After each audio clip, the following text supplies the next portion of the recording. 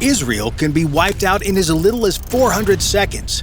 Within the past month, Iran has unveiled its newest weapon, and it is currently aimed at Israel, known as the Fatah II. This hypersonic missile is supposed to be able to defeat any Israeli air defenses currently in service. However, after analyzing the missile's capabilities, should Israel and the world really be worried? Developing a reliable hypersonic missile is like finding the holy grail in the world of missile technology.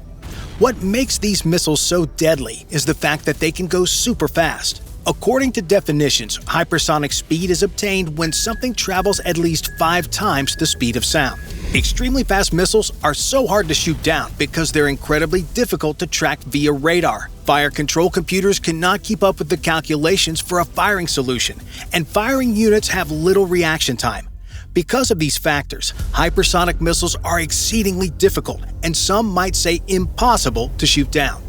That's why Iran's November 2023 announcement was such a big deal. Back in November, when the Iranian Revolutionary Guard Corps unveiled a mock-up of what it claimed was the Fatah II missile.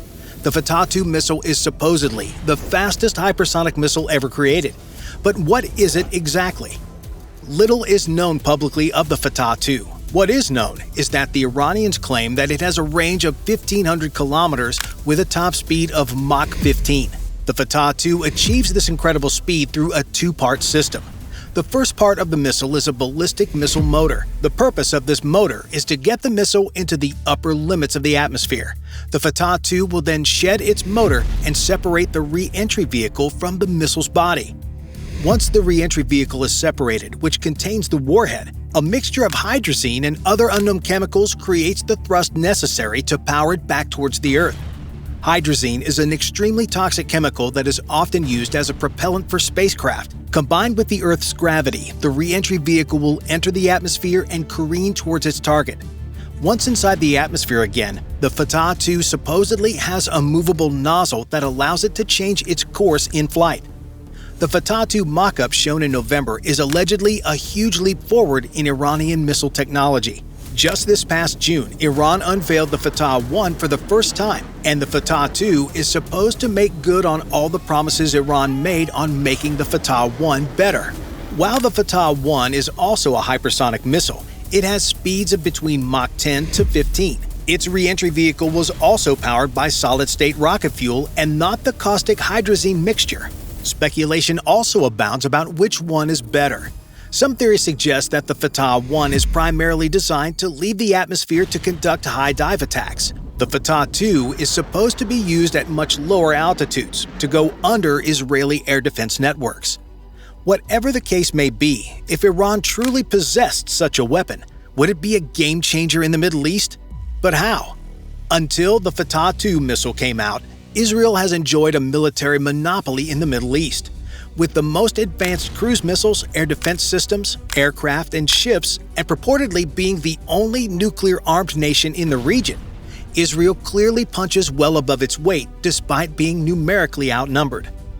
Because of Israeli superiority in terms of military power, its adversaries have sought to degrade Israeli and American military influence through sheer numbers. Iran currently has proxy forces in Iraq, Syria, Lebanon, the Gaza Strip, and Yemen.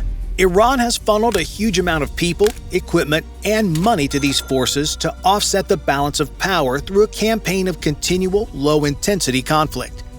However, due to the overwhelming superiority of Israeli and American arms, these proxy forces stand little chance in a conflict against either country. However, that hasn't stopped Iranian military leaders from trying. Iran routinely orchestrates attacks with these forces and has armed them with some of Iran's most advanced weapons systems.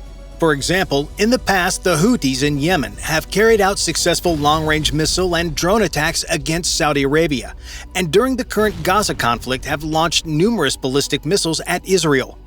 If the Fatah II missile is really all it's cracked up to be, Iran will almost certainly provide this technology to its proxy forces. Doing so creates an additional level of danger to the Middle East. Because Iran claims these groups have large amounts of autonomy, they could theoretically fire this missile at Israeli or American military targets with a large amount of plausible deniability on behalf of Iran. The Israeli and American response might be difficult to determine, given the fact that who would be to blame? Terrorists in Yemen fired the missile, but Iran provided it, yet Iran could claim that terrorists acted of their own free will. The security situation could quickly degrade since it would allow terrorist groups a level of sophistication never before seen in combat. But if Iran were to do this, how could Israel defend against them?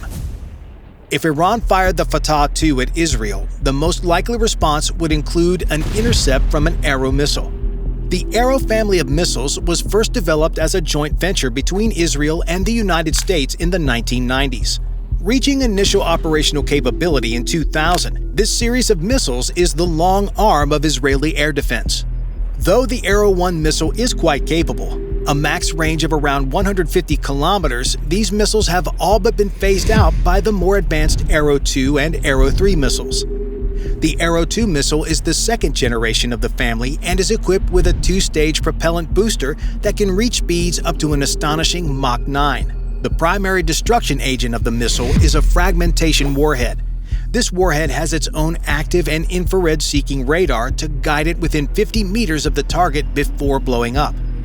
The Arrow 3 is a basically beefed-up version of the Arrow 2 with an added twist. With a more powerful propulsion system, the missile has almost 2,000 kilometers more range than the 500-kilometer range of the Arrow 2. While the maximum altitude remains classified, the Arrow 2 can reach up to 50 kilometers high. The Arrow 3 can reach much further and is considered one of the few operationally capable anti-satellite weapons in the world. Besides the max ranges and heights, the main difference between the Arrow 2 and the Arrow 3 is the kill vehicle. When the Arrow 3 closes with a target, it releases a kinetic kill vehicle whose goal is to literally smash into the target with skin-on-skin contact.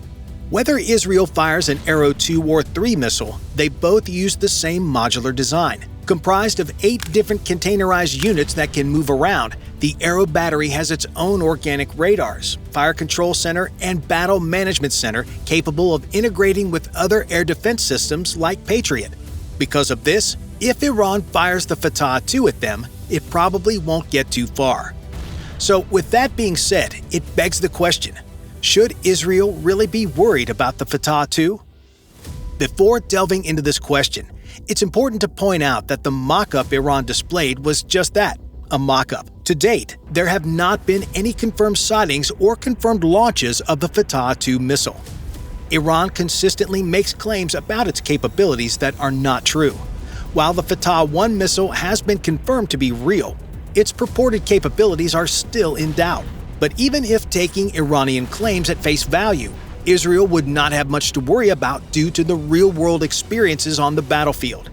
During the current war in Ukraine, the Russian military has fired the only confirmed hypersonic missiles used in combat in world history. Known as the Kh-47 Kinzhal, this hypersonic missile has claimed speed of around Mach 10 and a 1,500-kilometer range.